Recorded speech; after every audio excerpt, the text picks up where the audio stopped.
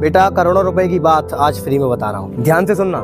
जैसे तुम्हारी कोई बात है, तुम किसी फेज से गुजर रहे हो या तुम किसी रिलेशनशिप में हो, क्या क्या फेस कर रहे हो, या किसी की कोई बात है, कोई प्रॉब्लम चल रही है, XYZ कुछ भी, कभी अपनी कैसी भी छोटी बड़ी बात किसी को मत बताना, मत बताना, मत बताना। चाहे तुम्हारा कितना ही घनिष्ठ क्यों ना हो, कितना ही खास क्यों ना हो, परम मित्र क्यों ना हो, बिल्कुल मत बताना, अपने तक ही रखना हमेशा। क्योंकि होता क्या है, मान लो तुमने किसी से कोई बात शेयर कर दी, उसने बिल्कुल ध्यान लगाकर अच्छे से सुना, उस टाइम पर मैथमेटिकल अप्रोच बताने जा रहा हूँ, उसने उस टाइम पर 100% इनपुट रिसीव तो कर लिया, लेकिन इसकी क्या गारंटी कहीं जरूरत पड़ने पर या ऐसे ही या तुमसे पीछे तुम्हारे किसी मेंबर से डिस्कशन करते वक्त XYZ कोई भी केस हो सकता है, उस बात को कहने का आउटपुट भी 100% सेम हो, इसकी क्या गारंटी। मैथ्स का स्टूडेंट हूँ, प्रैक्टिकली बात करता हूँ। सामने वाला है वो तुम्हारी 100% कॉपी थोड़ा ही है, जो सेम तुम्हारी जैसी बॉडी लैंग्वेज, सेम तुम्हारे जैसे इमोशंस, सेम तुम्हारे जैसे लहजे में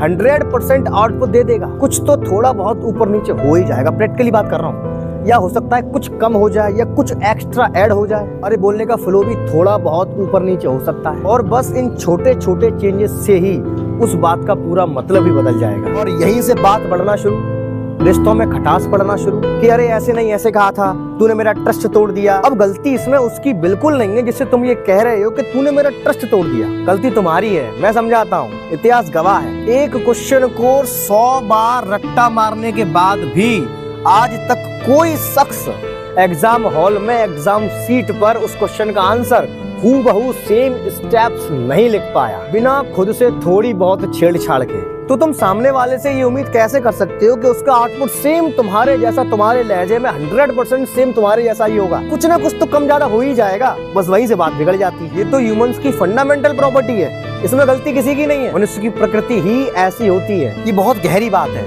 ये केवल सिर्फ ऐरे गैरों के लिए ही नहीं है, ये तुम्हारे बहुत घनिष्ठों के लिए भी है। इसीलिए कहता हूँ हमेशा बड़ा सोच समझ के कदम उठाना।